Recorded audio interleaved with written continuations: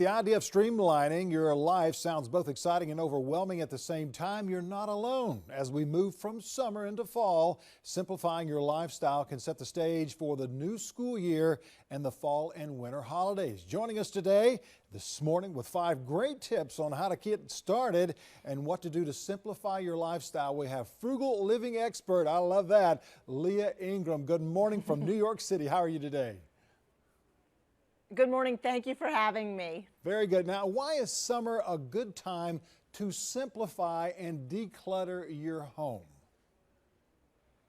Well, you mentioned it's going back to school, and even if you don't have kids going back to school, I think so many of us think of September as the start of a new year.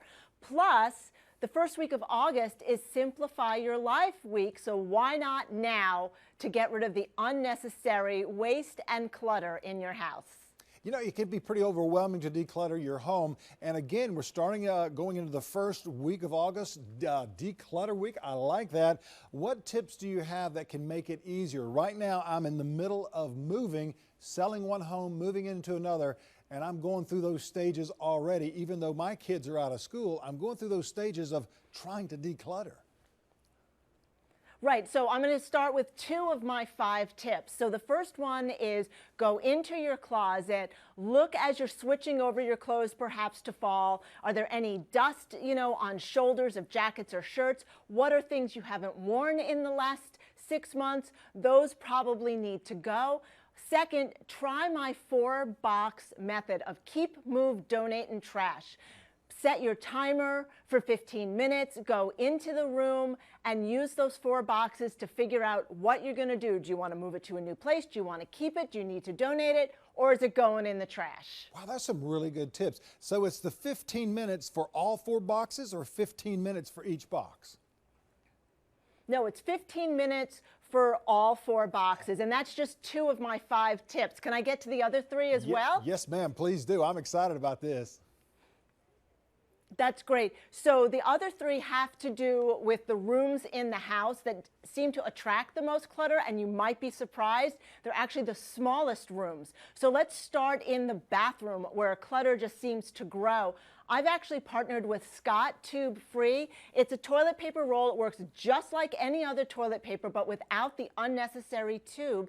We Americans throw away 150 of these tubes every year per household. So you're cutting down on the unnecessary clutter in your trash that way. In your laundry room, a great way to cut down on clutter is to forego dryer sheets and instead use a ball of aluminum foil from the kitchen. And then finally, in the foyer where your mail comes in, have a recycle bin right there ready to go so that you can get rid of things that you're not going to use, not going to read, and then the mail doesn't pile up. You know, so far I've got 4 out of those 5 that I've been doing. Thank you so much for those wonderful tips. Tell us about the tin foil, though. I've never heard about that. So the idea with the tin foil is that it cuts down on static in your dryer and you don't have to worry about creating extra things to throw out with dryer sheets. I mean, some people love your dryer sheets. Use your dryer sheets in good health. But if you're not a big fan of dryer sheets and you're not a big fan of static, the tin foil is a great way to go. And I've put these tips on my blog at suddenlyfrugal.com. And if your viewers would like to get a coupon that they can use at Walmart, they can go to scottbrand.com. Leah, thank you so very much. Hope you have a great rest of the day and a great week, that coming up week, and also going back to school as well. Thanks for coming from New York City today. Thank you. You too. And we've got more after the break, so stay with us.